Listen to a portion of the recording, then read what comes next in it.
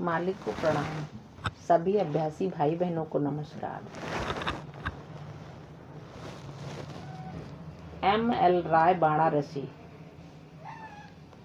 अपना अनुभव सुनाते हैं। सदगुरु की भूमिका। गुरु शब्द 2 अक्षरों से बना है। गु का अर्थ होता है अंधकार और रू का अर्थ होता है तेज प्रकाश।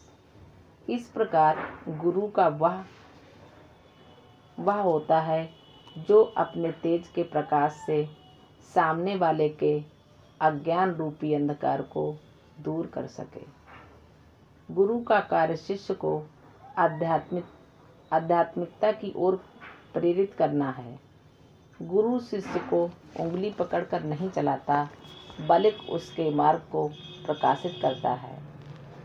शिष्य को स्वयं उस मार्ग पर चलना होता है। गुरु केवल व्यक्ति नहीं है, बल्कि एक तत्व है, और वह तत्व किसी भी रूप या अवस्था में हो सकता है। सारे संसार में यह गुरु तत्व व्याप्त है। वह प्रत्येक व्यक्ति के लिए प्रत्येक दिन तथा प्रत्येक देश में व्याप्त होता है। केवल शिष्य को खोजी होना चाहिए। उसके अंतःकरण में यह ललक विद्यमान होनी चाहिए कि उसे सद्गुरु मिले। संसार में हर महान विभूतियाँ यहाँ तक कि अवतारी पुरुषों ने भी अपना गुरु किसी न किसी को बनाया। जब भगवान राम व कृष्ण मनुष्य के रूप में अवतरित हुए, तब उन्होंने भी अपना गुरु बनाया। भगवान श्री राम के 2 गुरु महर्षि वशिष्ठ व महर्षि विश्वामित्र थे। भगवान कृष्ण के महर्षि संदीपनी। इसी प्रकार स्वामी विवेकानंद के श्री राम कृष्ण परमहंस को राजसी राजा जनक ने, अष्टावक्र को एकलव्य ने गुरु द्रोणाचार्य को अपना गुरु बनाया। गुरु के प्रति शिष्य की आस्था ही उसे महान बनाती है। एकलव्य ने गुरु द्रोणाचार्य की मिट्टी की मूर्ति बनाकर धनुष बाण चलाना सीखा और विश्व का महानतम धनुधर बना। रामकृष्ण परमहंस की आस्था से पत्थर की माँ काली की मूर्ति भी उनके द्वारा अर्पित भोग सामग्री सजीव की तरह ग्रहण करती रही। आस्था का ही परिणाम था कि हनुमान ने अपने हृदय में राम सीता की उपस्थिति का एहसास कराया। गुरु की महिमा वर्णन करते हुए संत कबीरदास ने लिखा है, गुरु गोविंद दोऊ खड़े काके लागू पाए, बलिहारी गुरु आपने जिन गोविंद दियो बताए। गुरु की खोज जितनी सरल और सहज हम समझते हैं, उतनी आसान नहीं है। जुनैद नाम का एक फकीर था।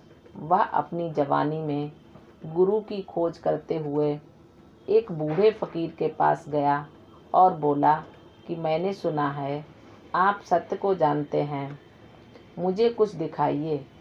बूढ़े फकीर ने कहा कि तुमने सुना है कि मैं जानता हूँ, लेकिन तुम नहीं जानते कि मैं जानता हूँ। जुनैद ने कहा, मैं आपके बारे में कुछ नहीं जानता, मुझे राह दिखाइए जहाँ मैं अपने गुरु को खोज सकूं। आपकी बड़ी कृपा होगी। बूढ़े फकीर ने कहा, जैसी तेरी मर्जी, बता तो दूंगा, लेकिन खोजना तुम्ही को होगा, काफ़ी भटकना होगा। जुनैद ने कहा, उसकी चिंता आप जरा भी न करें, धैर्य व साहस मुझ में है। बस मुझे बता दें कि गुरु कैसा दिखता होगा, कैसे कपड़े पहने होंगे। फकीर ने कहा, उसकी जटाएं लंबी होगी, उसकी आँखों में प्रकाश जैसी आभा होगी, वह नीम के वृक्ष के नीचे बैठा होगा तथा उसके आसपास कस्तूरी जैसी महक होगी। 20 वर्ष बाद जुनैद एक वृक्ष के पास पहुंचा, जहां का वातावरण बिल्कुल शांत था। वहां जो व्यक्ति बैठा था, उसकी आंखों में तेज प्रकाश झलक रहा था। चारों तरफ कस्तूरी जैसे सुगंध थी।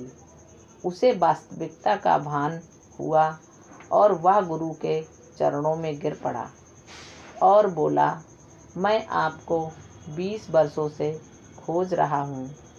फ़कीर ने कहा कि मैं भी 20 वर्ष से तुम्हारी प्रतीक्षा कर रहा हूँ। देख, जहाँ से तू चला था ये वही जगह है। देख मेरी ओर। जब तुम मुझसे गुरु की पहचान पूछने आए थे तब से मैं यहाँ तुम्हारा इंतज़ार कर रहा हूँ। जुनैद रोने लगा कि आपने मुझे पहले क्यों नहीं बताया। फ़कीर ने कहा कि उस समय आंखें रहते हुए भी तुम देख नहीं सकते थे, हृदय से महसूस करने में असमर्थ थे। इससे स्पष्ट है कि जिस पर मालिक की कृपा होती है वही सहज मार्ग में आता है। बिना उनकी कृपा के कुछ संभव नहीं है। मालिक को प्रणाम। सभी अभ्यासी भाई बहनों को नमस्कार, धन्यवाद।